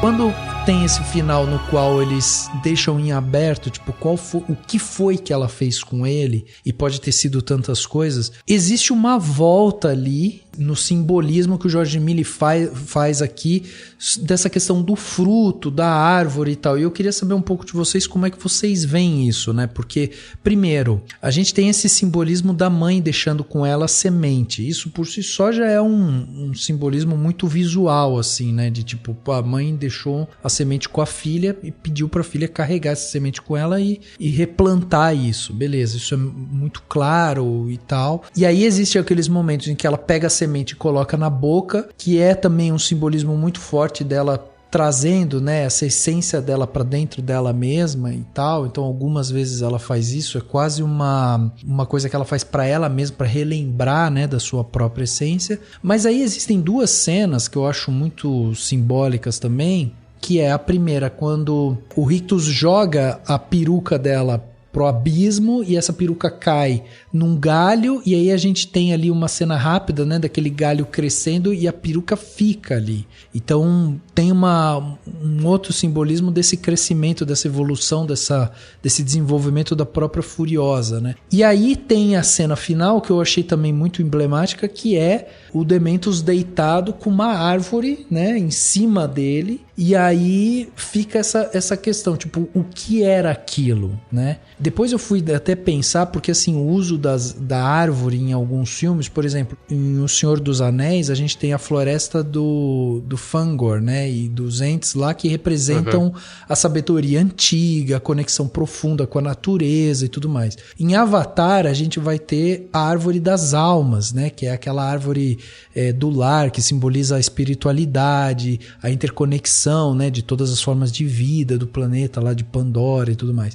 E a gente tem aquele filme do Terrence Malick, que é a Árvore da Vida, que a árvore ela é usada como um símbolo central da vida, explorando justamente temas de existência, de crescimento, de transcendência e tudo mais. Quando eu vejo essa árvore em cima do Dementus, e ela tá, né, bem em cima dos órgãos genitais dele, assim, né? Bem em cima do erectus dele. Erectus dele. Então tá essa árvore lá, e aí parece que ele tá meio morto-vivo, assim, e tal. E aí essa cena me deixou muito intrigado, assim, o que era isso? Porque soa como uma tortura, mas pra mim teve uma coisa meio também de meio que um renascimento e tal. Como é que vocês viram essa cena? Eu sinceramente não levei para um lado simbólico. Eu pensei em termos práticos de uma extrapolação ali da narrativa oral, como se fosse talvez uma fantasia, mas no sentido de o narrador tá pensando em situações extraordinárias, né? E aí eu acho que a maior punição que o Dementus poderia ter, ao invés de ser morto, justamente permanecer vivo e eternamente torturado, né? E nesse caso, tendo a sua vitalidade ali sendo sugada para alimentar uma árvore, literalmente, pra né? algo Então, bom, né? Então eu entendi assim como uma fantasia dentro da narração diegética, da história que o narrador tá contando. Eu também vi isso, assim, nessa pegada de pensando nessas possibilidades, né, e criando essas imagens que funcionam só como uma forma da gente talvez levar para uma reflexão, sabe, assim, do que pode gerar de bom, ou do que você pode tirar de uma vida como essa, né, uma coisa nesse sentido, eu acho. E ele tá alimentando essa mitologia, né, da Furiosa também, de quais são as capacidades dela ali, em termos de vingança. Isso eu acho muito bom, sabe, Isa, isso de a gente ter dentro dessa mitologia dela, porque a gente tem esse narrador terceirizado aí, né, que vai trazer pra gente justamente, tipo, essa dúvida, assim, porque dá-se a entender que essa árvore veio daquele fruto, que de repente ela, né, carregou com ela durante tanto tempo, assim. Então, talvez ela tenha realmente conseguido, de alguma forma, transcender um pouco essa questão da vingança, justamente, né, fazendo com que esse fruto trouxesse algo de bom de alguma maneira. Tipo, eu preciso plantar isso. Mas essa ideia de que a gente não sabe o que a Furiosa é capaz de fazer, isso soma justamente a essa mitologia, e aí torna ela muito forte, porque a partir do momento que a gente não tem uma ideia de para onde essa personagem vai, ela tem possibilidade de fazer o que ela quiser, né? Ela tem inúmeras possibilidades. Então, tipo, putz, vamos ver o que ela pode fazer. E sabe que esse embate final dela com o Dementus, e que é um dos momentos que ela mais fala e que ele mais fala, talvez seja assim um dos detalhes que eu menos gosto no filme, justamente porque o próprio George Miller já tinha falado, né? Acho que foi ele que falou, agora eu não tenho nem certeza, sobre essa coisa de não ter diálogos, que não precisa ter diálogo, porque ele tem muito essa coisa de remeter aos filmes mudos mesmo, às comédias, né? Com aquelas imagens que pareciam aceleradas pra gente, né?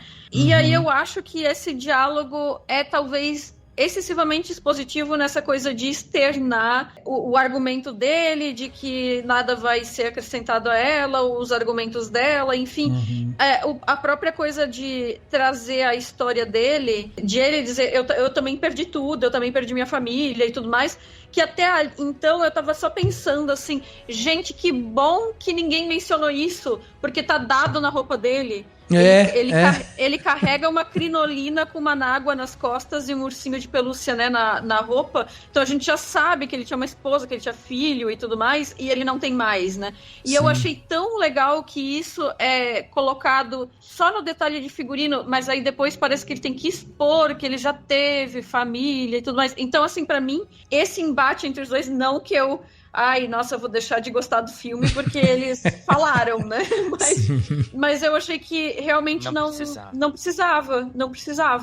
Tava muito mais comunicado o conflito entre os dois, até então, sem precisar de tanta fala nesse desfecho, assim. Eu concordo com você.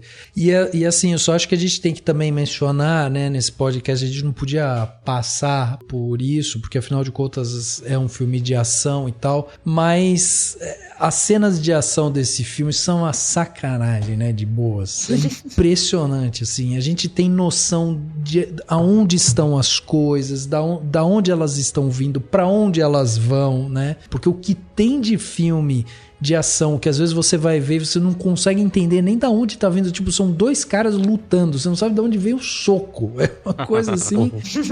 E aqui a gente tem toda uma coreografia tão impressionante, assim, aquelas cenas deles, né, dentro da máquina de guerra, no deserto, lutando contra aqueles vários pessoas que ficam ali o tempo todo, né, em cima deles e tal, e aí eles têm toda uma dinâmica ali, e a gente já tinha visto isso, lógico, em Estrada da Fúria, mas aqui é tão legal da gente rever isso. Dessa vez aqui a gente tem algumas coisas novas e isso dá a sensação, não sei se vocês tiveram essa sensação, mas pra mim deu a sensação de que, ainda parece que tem mais coisa pra gente ver. Tipo, se vier um terceiro filme, a gente vai ver mais coisa, porque tem mais máquina pra gente ver, tem mais lugares pra gente explorar, assim, e tal. Porque esse filme parece realmente que o George Miller tem essa capacidade, né, inventiva de trazer essas máquinas e tal, e os carros diferentes e motos e tal. Eu achei, as cenas são assim de você fica vidrado olhando ali, fica, né, antenadaço. A que tem na Fazenda da Bala é muito legal, né, assim, aquele momento, porque ele explora todo o espaço e a estrutura do espaço para criar toda uma coisa de tiro. Tem até um momento que é meio videogame, né? Tipo, acho que é o Praetorian Jack, né? Ele sai do caminhão, é uma coisa de uns 2 minutinhos, assim, que ele vai atirando em todo mundo. É bem videogame mesmo, tipo, você só atrás dele, ele tá. Mas junto com isso, depois você explora o espaço e tem uma cena linda que a Furiosa cai, né? Porque o Dementos joga uma bazuca, né? Não sei como que é o nome daquilo. Um míssil, não sei. Ela cai no chão. E aí ela se ergue da poeira, né? Dos escombros, assim. Do mesmo jeito que a gente vai ver o Mad Max no Estrada da Fúria, né? Se erguendo meio, tipo, desesperado, assim, mas se recuperando, né? Tudo mais. Enfim, é isso, né? Tem muitos momentos assim, né? Que se repetem ou que remetem, né? Ao Estrada da Fúria. Inclusive tem uma cena que parece o Mad Max lá, né, Dani? Parece dá a entender que deve ser ele, né? Aparece e ele tá acreditado, que eu vi no IMDb, como Mad Max, e quem faz ele é o dublê do Tom Hardy. Que faz ele também no Mad Max. Entendi. Então, é ele mesmo. Só que deixa um pouco mais confusa a cronologia, mas ninguém se importa. Não, mas eu acho que não. Eu acho que não, porque como é um tempo antes, é uma forma de você dizer assim, ó, o Mad Max estava, tipo, por ali, circulando por lá, porque ele é o lobo solitário, né? Ele é o... Apenas observando. Ele tá, tipo... exatamente. Ele tá rodando por lá e escapando porque ele é bom, né? Pelo menos até o momento que ele é pego no Estrada da Fúria. Escapando de ser pego por alguém, ou talvez com algumas conexões, né? Porque é o que ele faz nos filmes anteriores, lá da época da trilogia antiga, né? E uma coisa que a gente tá sempre comentando, como que o Furiosa dá uma melhorada no Estrada da Fúria, né? Como que ele é uma prequel boa e tal. Eu fico pensando na experiência que deve ser, que não deve ser nada ruim, embora não necessariamente seja melhor, de quem for ver esse filme antes do Estrada da Fúria, né? Fico lembrando, por exemplo, das minhas experiências que eu tive com algumas franquias em que eu vi, sabe, o filme...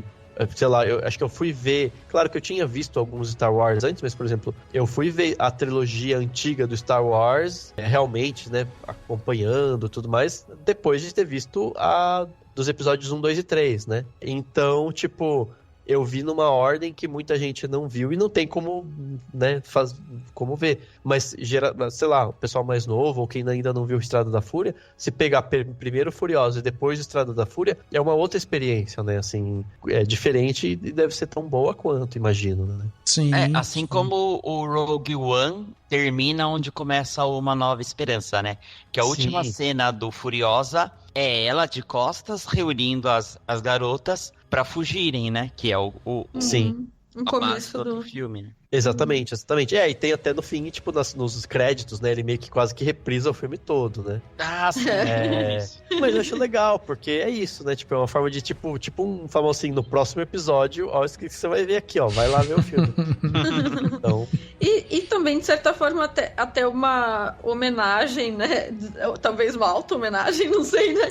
Porque... Pensando assim, nesse tempo que a gente esperou para assistir esse filme, né? Pô, já faz praticamente uma década, né? Sim. E o quanto que Estrada da Fúria já se estabeleceu como esse jovem clássico, assim, do cinema, né? Então, assim, acaba que colocar essas cenas nos créditos também é uma forma de reverenciar um pouco esse trabalho anterior aí.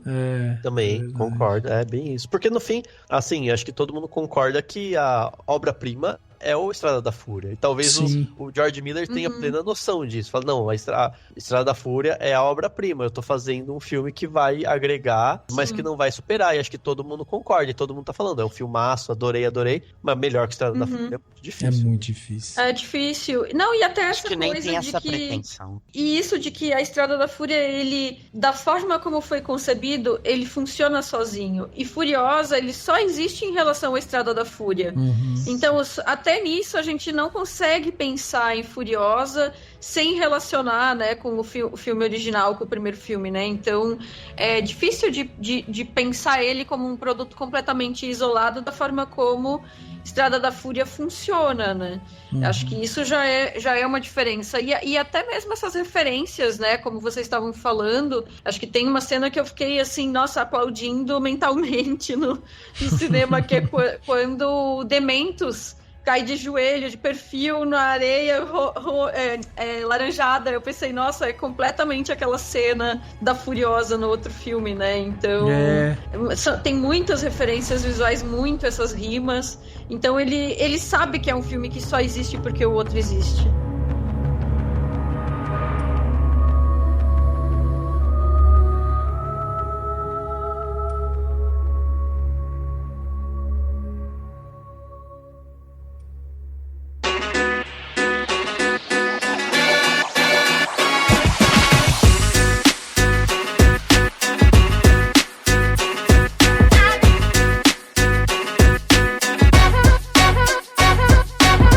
Detalhe da semana, né? Aquele momento aqui que a gente dá dicas pra você aí que tá ouvindo a gente fazer coisas diferentes aí durante sua semana. Dani, vamos começar com você que já é velho de guerra aqui, né? Dos planos detalhes, sabe como é que funciona. Então vamos começar aí?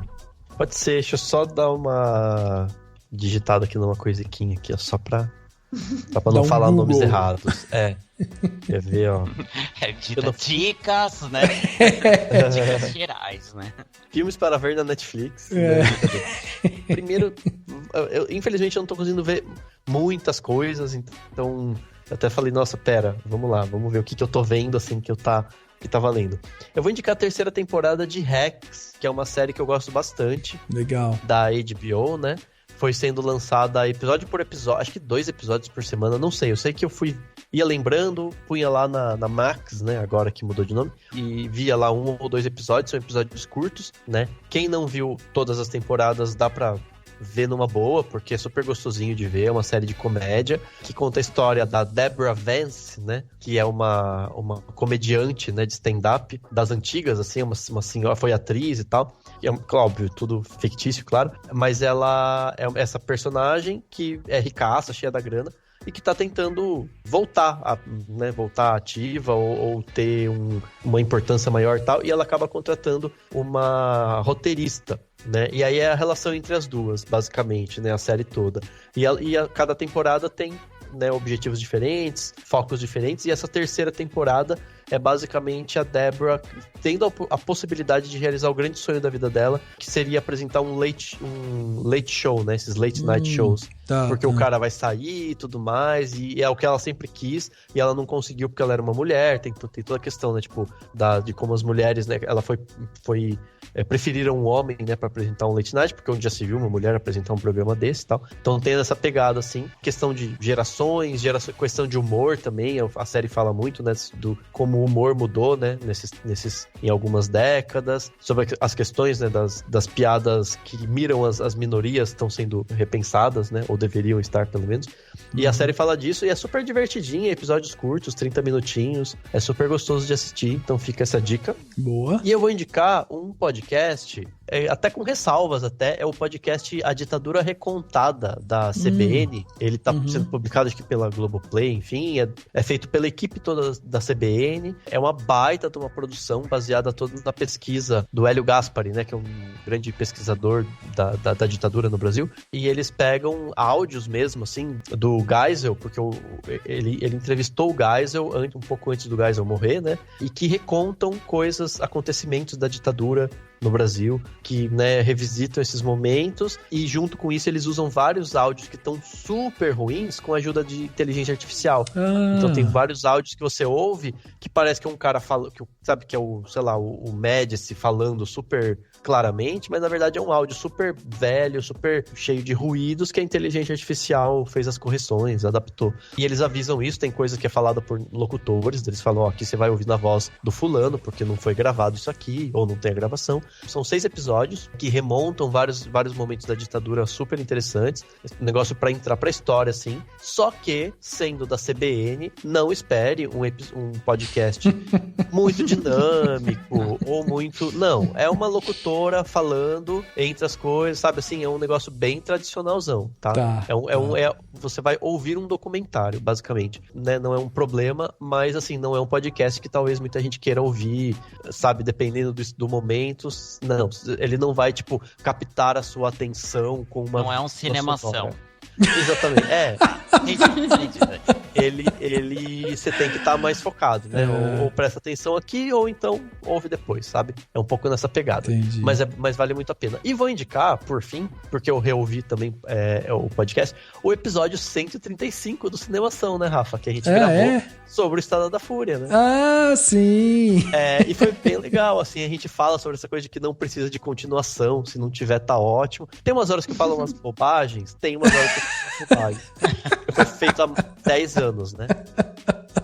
Então eu falei... se ouvir. É horrível, horrível.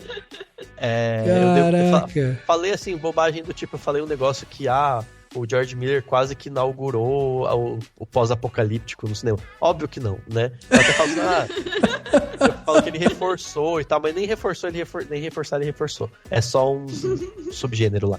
Caraca, mas a questão ia ser ótimo ter um react do Dani se reouvindo.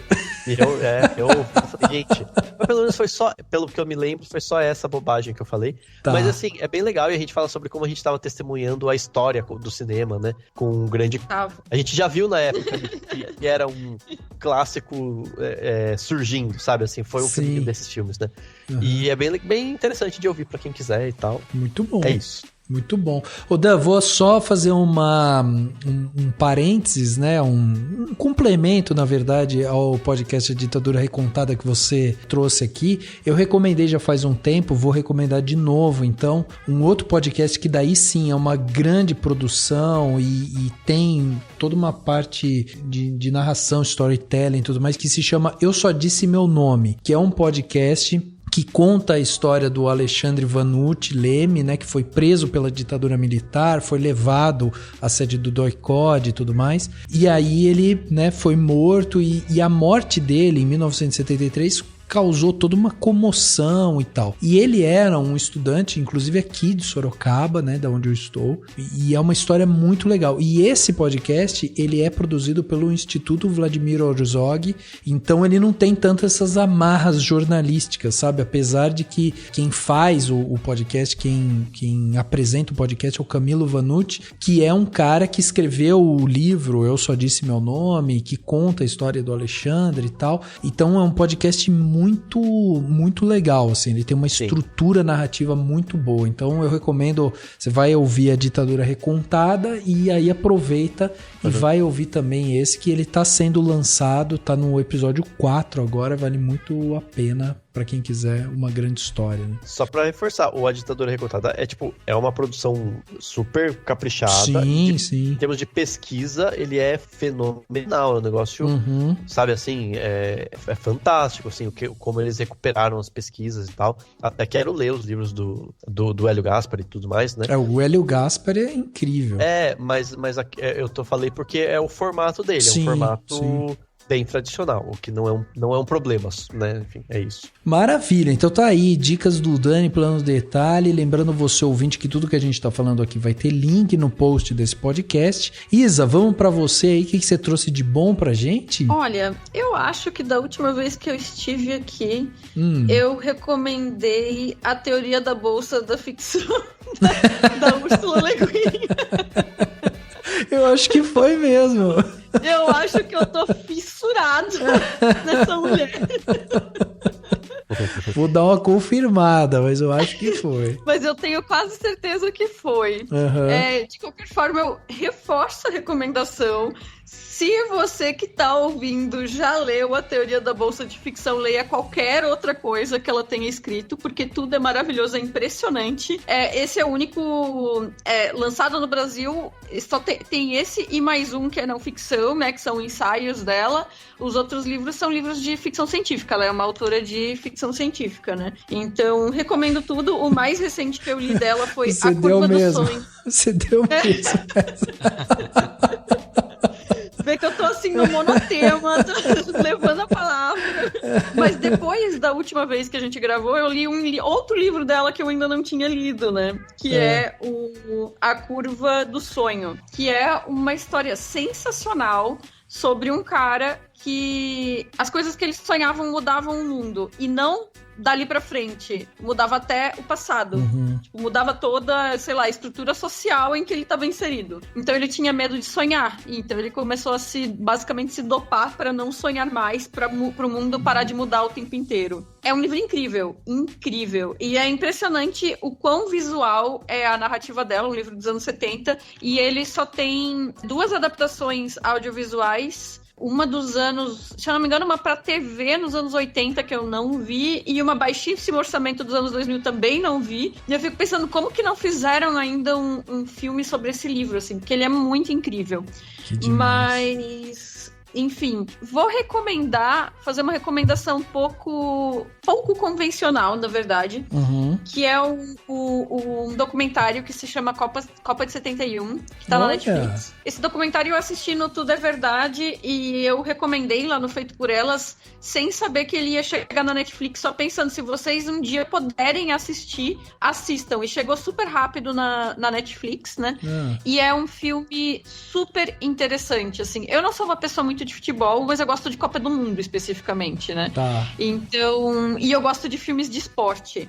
Então, mas eu acho que ele funciona mesmo pra quem não gosta de esporte e pra quem não gosta de futebol, porque é muito interessante os desdobramentos do que está sendo registrado no documentário. O que ele narra? Ele narra a primeira Copa do Mundo de futebol feminino. Só que quando a gente vai no Google pesquisar a Copa do Mundo de futebol feminino, diz lá que a primeira Copa do Mundo foi em 1991, né? E teve uma Copa do Mundo no México em 1971. Assim, só digo isso. Caraca! Impressionante, assim. Tem entrevista com jogadoras de todas as seleções, elas contam como foi, tem filmagem imagens das partidas e tudo mais. Público recorde que o futebol feminino até hoje não bateu nos grandes estádios lá que foram os mesmos da Copa de 70 masculina, né? Transmissão na TV, assim, elas viraram estrelas automaticamente. A escala do que foi esse evento para ele ser simplesmente apagado da história, porque não foi uma Copa da FIFA, é um negócio, assim, que é desesperador. Mas eu não vou contar mais. Assistam, é incrível o documentário. E as jogadoras são incríveis também, né? Porque hoje em dia todas senhorinhas, assim. Caraca, me pegou muito esse. Vou colocar na minha lista já. Ô Isa, só vou te dizer uma coisa, ó. Sua última participação aqui foi no podcast 546, quando a gente falou sobre a crítica na produção da era digital, né? Ah, sim. E suas dicas foram a autora Le Queen, leiam tudo sobre ela, livro A Teoria da Bolsa de Ficção e livro A Curva do Sonho. Ai, não acredito! Eu achava que eu tinha ido depois da última gravação. Corta! Não, tá consistente. Não tem problema. Ó, eu vou trocar de dica, então. Vou dar mais uma dica. Como você quiser, não tem problema. Eu vou dizer que, pra quem nunca assistiu Crepúsculo dos Deuses, assista Crepúsculo dos Deuses, só pra ver lá a Norma Desmond falando: nós não tínhamos diálogos, nós tínhamos rostos. É isso. Muito bom, muito bom. Mas de qualquer forma, né, Le Queen na cabeça aí das pessoas, é isso. Ai, gente, que vergonha. Não, foi ótimo, foi ótimo. Sensacional. Henriquinho, vamos pra você, então, o que você trouxe de bom pra gente aí? Vamos, cara, vou falar um assunto que eu acho que eu nunca falei. Star Wars. Ah, não, esse não. Eu vou recomendar um quadrinho que eu li essa semana, que eu comprei agora recentemente, é lançamento aqui no Brasil, chama As Guerras de Lucas. É um quadrinho francês, ele veio aqui pro Brasil pela Comic Zone, né, que é uma editora muito, muito boa. Ele é escrito por dois autores, o Laurent Hoffman e o Renaud Rocher, e ele basicamente é uma biografia do George Lucas. E ele também conta os bastidores da gravação do primeiro Guerra nas Estrelas, né? Do filme original. E é muito legal. Eu fazia... Olha, acho que desde aquele quadrinho Day Tripper, que o Rafael me emprestou, que eu não me emocionava lendo um quadrinho, assim. Raros os quadrinhos que, tipo... Que eu fiquei, sabe, emocionado, assim, no final da leitura. Sim. Mas esse é muito legal, porque a história do George Lucas é bem interessante. E ela tem tudo a ver com a história do cinema. Então a gente vê o George Lucas novinho... Tipo, quem que era o melhor amigo dele? Era o Coppola. Quando ele lança o curta dele, o THX. Quem que é o cara que vem? Puta, adorei seu filme e tal. Fica melhor amigo dele. O Spielberg. Caraca. Então, é muito, muito da hora, assim. E então... Facinho na Amazon tem, ou no site da própria Comic Zone, tipo, lançou agora esse mês, As Guerras de Lucas. Nesse primeiro plano de detalhe, em complemento, tem o documentário lá no Disney Plus, chama Light and Magic, que é um documentário sobre a ILM. E o segundo, são só 6 episódios contando a história da ILM, é super interessante, e o segundo episódio é basicamente a história do quadrinho, assim. Eu assisti hoje, e é tipo, é a história do George Lucas e da Lucasfilm, da ILM, do primeiro Guerra nas Estrelas, tudo, tipo, casa muito bem, assim. Então, o primeiro plano de detalhe é meio roubado, que é uma dobradinha, que é, então, esse quadrinho, As Guerras de Lucas, e assistam o segundo episódio, pelo menos, da Light and Magic, o documentário no Disney Plus. Legal, legal. Muito bom. Eu vi você postando umas fotos das Guerras de Lucas, eu fiquei bem interessado, viu? Eu vi umas fotos que você publicou internas, assim, e tal. E uma das coisas que eu acho muito legal de HQ é isso, né? Que quando o cara desenha bem e tal, você consegue visualizar aquela situação. Então isso é muito legal, né? E você consegue, tipo, você reconhece as pessoas, né? Na hora que aparece um monte de atores, assim, que estão fazendo teste de elenco, tipo... Nossa, o John Travolta, por exemplo, é um que você não fica com dúvida, não, é o John Travolta. Tipo assim, o rostinho dele é idêntico, né? E o meu segundo plano detalhe é uma série que também tá no Disney Plus e no futuro finado Star Plus, porque agora, dia 26 de junho, o Star Plus vai deixar de existir, todo o conteúdo dele vai ir pro Disney Plus, né, agora, junho de 2024, quando a gente tá gravando. Pra mim, acho que é talvez a melhor série que eu vi esse ano, até agora, pelo menos nesse primeiro semestre, que é Shogun, a gloriosa saga do Japão. É uma série baseada num romance do James Clavell, que é muito legal, assim, pra quem gosta de cultura japonesa, história do Japão, samurais. Esses tempos aí saiu podcast sobre os 7 samurais aqui. É imperdível, sabe? Ela é muito bem realizada, é instigante. Assim, é um deslumbre. Ela é deslumbrante, assim, sabe? Tanto parte de figurino, a cinematografia da série, a própria história, que é muito baseada em realmente o que aconteceu. Eles só mudam os nomes dos personagens reais, assim como acontece no livro do Clavell. Então, pra quem gosta de Japão, gosta de samurai, quer conhecer um pouquinho da história dessas intrigas, ele foi muito dito, é um Game of Thrones no Japão. Então muita gente, não, pode acontecer, pode achar que ela tem a parte fantasia. Não, ela é totalmente pé no chão e ela mostra intrigas palacianas, basicamente, né? Entendi. Não vai esperando aquela série com grandes batalhas de samurai. Não, é tudo no gogó, é tudo na inteligência mesmo, assim. Legal. Então, fica dupla também, tanto o livro, que é muito difícil você conseguir, né? Hoje o Shogun ou é versão digital ou então sebo. Mas a série é novinha. Muito bom, tá aí então. Dicas do Henrique. Pra fechar aqui, trouxe uma série só. É uma série que tá na Apple TV, né? E é uma série muito boa, estrelada pelo Idris Elba, que se chama Sequestro no Ar ou Hijack. Essa série. É uma série que saiu em 2023, é um thriller, né? Saiu a primeira temporada. Em janeiro de 2024 a série foi renovada, né, para uma segunda temporada. O Idris Elba ainda, que é uma incógnita, a gente não sabe se ele vai voltar. Mas basicamente o que é essa série Sequestro no Ar? A gente acompanha o Idris Elba, que vive o Sam Nelson, que é um cara que tá num avião, tá pegando um avião para voltar para casa, e aí o seu avião ele é sequestrado. Só que ele é um cara que não é um negociador, um policial, nem nada disso. Ele é um cara da parte administrativa ali e tal, e ele começa a perceber que aqueles sequestradores estão tramando alguma coisa, mas que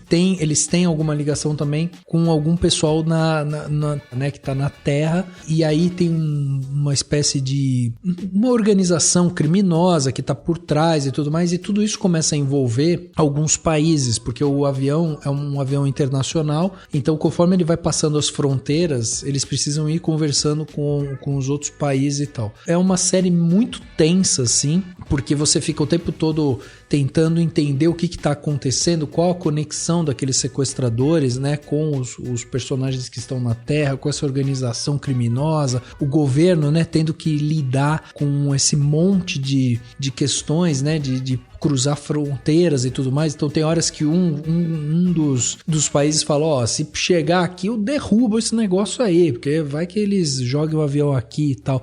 Enfim, tem toda uma discussão ao redor disso. E o Idris Elba muito bem, né? Mais uma vez num papel assim denso. Ele é um cara bem determinado, assim, que fica ali naquela lábia de vendedor mesmo, assim, para tentar ajudar de alguma forma a amenizar esse sequestro e tudo mais. Então é uma série que tá na Apple TV, tem aí já faz algum tempo, tem 7 episódios, vai pra segunda temporada, não se sabe quando, mas vale muito a pena pra quem gosta de um thriller, assim, né? Gosta de pegar alguma coisa que tenha investigação, tensão e tudo mais. Então vai lá no Sequestro no Ar ou Hijack.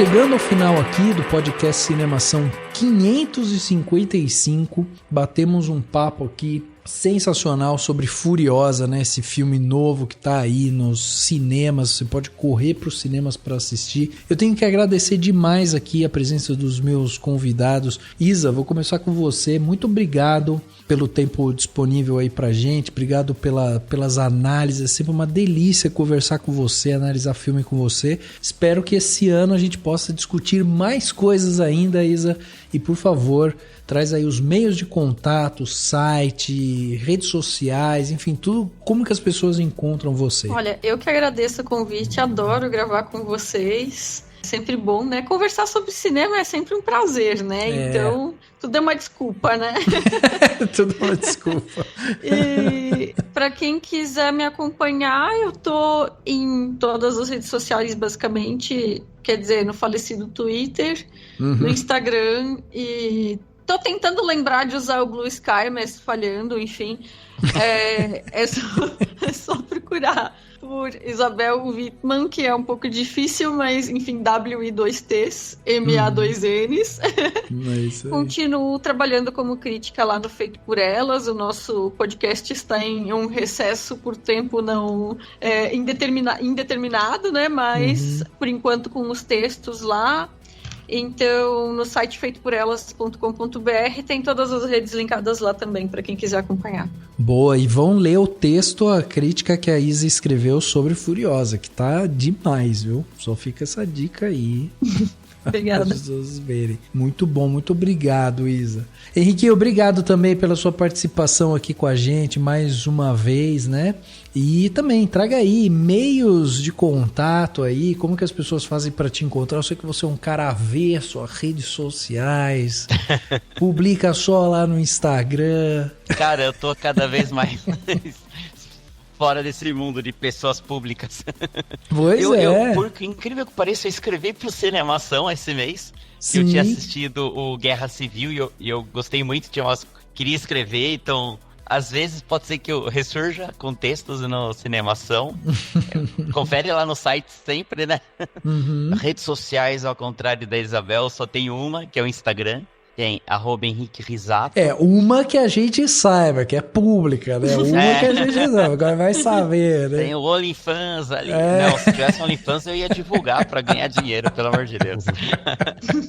Tenho feito algumas nerdices do tipo jogar RPG, e agora eu virei mestre Pokémon, em Pokémon TCG, né? Cartinhas de Pokémon, virou um novo vício. De resto, tô muito feliz de gravar, primeira participação aí esse ano. E eu tava fazendo uma pesquisa, eu acho que não gravava você, o Dani e a Isabel desde o podcast 239 sobre Dunkirk. Nossa! Nossa! Gravamos junto. Faz só desde 2017. Caraca! Olha, que levantamento interessante esse. Verdade, não tinha pensado, você já tinha tipo só nós gravado e... Mas com certeza, provavelmente. Né? Verdade. Sim. A Isabel foi uma das primeiras do início do podcast, né? Mas eu não lembrava, tipo, qual foi a última vez que gravou nós quatro juntos? Eu até dei uma pesquisada rápida. Nossa! Desenterrou.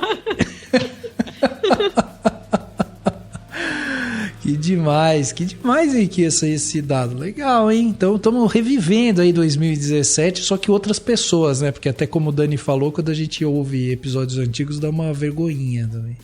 Ah, não, nem ouçam esse aí. Fica só dica pro Rafa chamar a gente o grupinho mais vezes o quarteto. É isso. Obrigado, Henriquinho, mais uma vez. E Dan, obrigado também pela sua participação aqui. E também deixa aí os contatos, Substack, né, que de vez em quando saem uns textinhos lá calientes pra gente aí, pra gente poder ler. E textos também, né, que tá no Cinemação também, então deixa meios de contato, por favor. Então, eu também tô nas redes sociais em geral, né? Meu Instagram é fechado, mas se você pedir pra me seguir, talvez eu deixe. O Twitter falecido também tá meio aos trancos e barrancos, mas tô lá. Também tô falhando de participar do Blue Sky, mas de vez em quando eu apareço lá sempre pedindo desculpa por não aparecer. Não, quer dizer, nas últimas postagens você vai lá olhar, tá assim você, desculpa, gente, faz tempo que eu não apareço. Aí na outra, opa, gente, faz tempo que eu não apareço, foi mal. Mais ou menos isso. Mas, então no Substack, né, que é o danielcuri.substack.com. É um canal, né, que eu já comentei aqui, né, é uma newsletter, né, você não precisa ficar entrando, você pode só assinar para receber os textos. O último texto que eu publiquei, eu fiz uma reflexão sobre, na verdade, várias leituras sobre o poder das palavras, né, de escrever e de ler. E aí eu fiz um compilado, citei alguns escritores, então junto com isso tem algumas dicas de outras pessoas que você pode acompanhar no próprio Substack e tudo mais. E tô sempre tentando aparecer pelo menos a cada 2 semanas, falhando um pouco, mas juro que eu tento, né, com textos diferentes também, textos um pouco mais reflexivos, talvez. E é isso, me acompanhem, me sigam, e no Cinemação também, tô lá, às vezes só publicando, né, os textos e sem necessariamente assinar, né, quando não é texto meu mesmo, mas tô aqui, também volta e meia, vou publicar artigos e tudo mais eu publiquei recentemente sobre o show da Madonna, né, fiz uma reflexão também sobre a questão desse mundo conservador que a gente tá vivendo e a relação das pessoas com o show da Madonna e tudo mais. Mas é isso, tô nesses espaços aí, só me acompanhar. Muito bom, muito bom. Muito obrigado novamente a vocês por estarem aqui comigo. Lembrando você, ouvinte, que gostou desse episódio e quiser ajudar a gente na discussão, mandando sua crítica, análise, pergunta e tudo mais, você pode mandar seu comentário, né, em nossas redes sociais, sempre @cinemação, na minha também, né, @RafaArinelli, ou através do nosso e-mail, contato@cinemação.com, e aí você manda, a gente separa aqui e responde vocês. É sempre muito legal essa interação. Além disso, né, lembre-se de seguir a gente no Spotify, na Apple Podcast, curtir a gente na Deezer, se inscrever no Castbox para que você possa receber todos os nossos episódios assim que eles saírem. E fica o convite para você se tornar um apoiador do Cinemação. Com o valor de um cafezinho você já ajuda demais a gente aqui e ainda leva para casa presentes exclusivos do Cinemação no fim do ano. O link para se tornar um apoiador vai estar aqui no post e na descrição desse episódio aqui desse podcast. E é isso, o podcast Cinemação 555 fica por aqui e a gente se vê no próximo.